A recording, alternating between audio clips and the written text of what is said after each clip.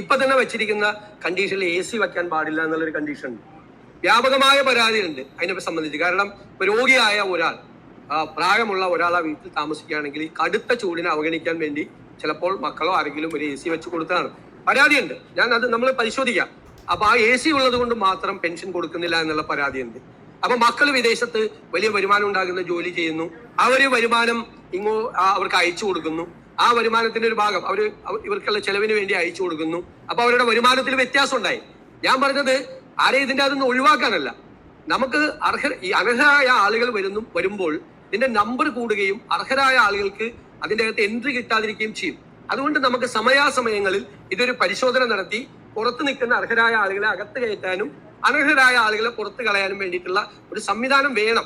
അതിനെക്കുറിച്ച് സർക്കാർ ഗൗരവമായി ആലോചിക്കുമെന്നാണ് പറഞ്ഞത്. അങ്ങ് പറഞ്ഞത് മനസ്സിലായി തീർച്ചയായിട്ടും. അതുകൊണ്ട് മക്കള് വിദേശത്താണെങ്കിലും മക്കളെ ചിലപ്പോൾ സഹായിക്കണമെന്നില്ല.